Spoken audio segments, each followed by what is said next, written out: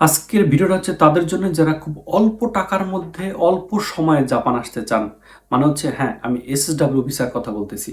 SSW ভিসায় আসার জন্য আমাকে অনেকেই প্রশ্ন করেন যে ভাইয়া কোন ক্যাটাগরিতে জাপান গেলে ভালো হবে? ভালো বলতে বোঝাচ্ছেন কাজ ভালো হবে, স্যালারি বেশি পাওয়া যাবে। তাই আজকে জাপানের ১৬টা ক্যাটাগরি, এসএসডব্লিউ ভিসার ১৬টা ক্যাটাগরি নিয়ে কথা বলবো। নার্সিং কেয়ার মানে হচ্ছে যারা যেটাকে কাইগো বলে আর কি জাপানি ভাষায়। এটার কাজ হচ্ছে যে বয়স্ক মানুষদের দেখাশোনা করা, খাওয়ানো, গোসল করানো, হাঁটতে সাহায্য করা বা যে কোনো ধরনের কাজের জন্য ওনাদেরকে সাহায্য করা। এটা হচ্ছে কাইগো বা নার্সিং বলা হয়। নাম্বার 2 হচ্ছে বিল্ডিং ক্লিনিক মানে হচ্ছে অনেক সময় আমাদের ভাড়াটিরা চলে গেলে অনেক সময় বিল্ডিং ক্লিনিং করতে হয় বা পরিষ্কার করতে হয়। হ্যাঁ, এই কাজের জন্য হতে হয় বা এছাড়া অন্য বিল্ডিং ক্লিনিংয়ের ক্ষেত্রে হতে পারে। দেখা যাচ্ছে নতুনটা বাড়ি তৈরি করা হয়েছে, সেখানে অনেক ময়লা থাকতে পারে, সেগুলো আপনাকে পরিষ্কার করতে হবে, এটাও হতে পারে। নাম্বার 3 হচ্ছে ম্যানুফ্যাকচারিং মানে হচ্ছে ফ্যাক্টরিতে কাজ। যেসব যেসব ফ্যাক্টরি বিভিন্ন কিছু উৎপাদন করে, ধরেন খাদ্য উৎপাদন করতে পারে বা বিভিন্ন মেশিনারি জিনিসপত্র উৎপাদন করতে পারে। নাম্বার 4 হচ্ছে কনস্ট্রাকশন, নির্মাণ কাজ। ধরেন কেউ বাড়ি বানাবে বা বাড়ি তৈরি করবে বা কোনো বিল্ডিং এর ছাদে এইটা এটা অনেক কিছু লাগানোর দরকার হয়, এসি টেসি এগুলোর জন্য হচ্ছে কনস্ট্রাকশন কাজগুলা। বা আপনার বিল্ডিং রাস্তা বানানো বা রড সিমেন্টের কাজ, এক কথা বলা যদি যায় এটাকে, শারীরিক পরিশ্রমটা একটু বেশি হয় আর কি।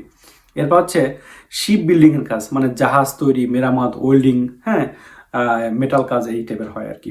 এবার হচ্ছে 6 নম্বরে বলতেছি এখন। এবার হচ্ছে অটোমোবাইল রিপেয়ার বা গাড়ি মেরামত, ইঞ্জিনিয়ার, টায়ার রিপেয়ারিং, এগুলো সার্ভিসিং করে, এগুলো হচ্ছে অটোমোবাইল রিপেয়ারের কাজ। 7 নম্বর হচ্ছে এভিয়েশন, বিমানবন্দরে লাগেজ নামানো উঠানো, এই কাজগুলো করতে হয়। গ্রাউন্ড স্টাফ মানে আপনার বিভিন্ন জাতিদেরকে সহায়তা করা। এবার হচ্ছে অ্যাকোমোডেশন, 8 নম্বরে আসছি আর কি। অ্যাকোমোডেশন যে হোটেলের কাজ, রিসিপশনিস্ট বা রুম সার্ভিস করা বা রুমের কি বলে যে পরিষ্কার পরিচ্ছন্নতা রাখা, এগুলো হচ্ছে হোটেলের কাজ হবে আর কি। অনেক সময় রান্না বান্নার কাজ হতে পারে হোটেলের মধ্যে, অনেক সময় খাবার দাবার আয়োজন থাকতে পারে।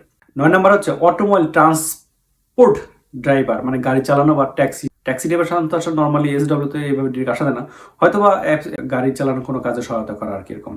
10 নম্বর হচ্ছে রেলওয়ে, রেল সম্পর্কিত বা মেইনটেনেন্স বা পরিষ্কার এই ধরনের কোনো কাজে হলেও আপনি এসডব্লিউ বিষয়ে আসতে পারবেন। এগ্রিকালচার, কৃষিকাজ, সবজি, ফল চাষ আর কৃষি জাতীয় যে সমস্ত কাজ আর কি, যেটা আপনি বুঝেন আর কি সহজে, এই জাতীয় কাজের জন্য আপনাকে এগ্রিকালচার বিষয়ে আপনি আসতে পারবেন। এবার হচ্ছে ফিশারি, ফিশারি মানে হচ্ছে মাছ ধরা বা মাছ চাষ বা সাগরে এটা কাজ করতে হয়, বা অনেক সময় ফ্যাক্টরির মধ্যেও এটা মাছ ধরে প্রসেসিং করা হয়, এই কাজগুলো করতে হয়। এবার হচ্ছে ফুড ম্যানুফ্যাকচারিং, মানে খাবার ফ্যাক্টরি আর কি, যেটাকে একটু আগে অলরেডি বর্ণনা করে ফেলছি। যে ম্যানুফ্যাকচারিং যেটা আছে, যে খাবার যেটাকে তৈরি করা হয়, বিভিন্ন খাবার, ব্রেড প্রসেসিং, এগুলো আর কি।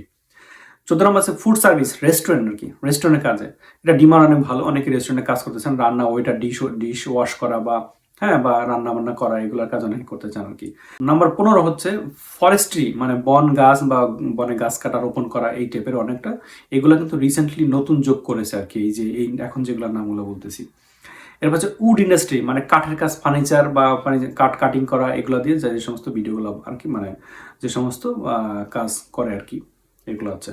তো এগুলো হচ্ছে এই 16টা ক্যাটাগরিতে বর্তমানে জাপানে আসার জন্য একটা সুযোগ করে দিচ্ছে। এটা আমি ওয়েবসাইট ঘেটে আপনার জন্য মানে এখন বললাম আর কি। তো দেখলাম যে এই 16টা ক্যাটাগরিতে জাপানে আপনারা আসতে পারবেন আর কি। তবে এগুলোর মধ্যে কোন কোন ক্যাটাগরিতে SW2 ভিসা সাপোর্ট করে, যেটার মাধ্যমে আপনি জাপানের পিআর বা জাপানিজ পাসপোর্ট পাবেন, এইগুলি আবার পরবর্তী ভিডিওতে দেখার জন্য আমার সাথেই থাকুন এবং ভিডিও লাইক, কমেন্ট, শেয়ার হতে বলবেন না। ধন্যবাদ। আসসালামু আলাইকুম।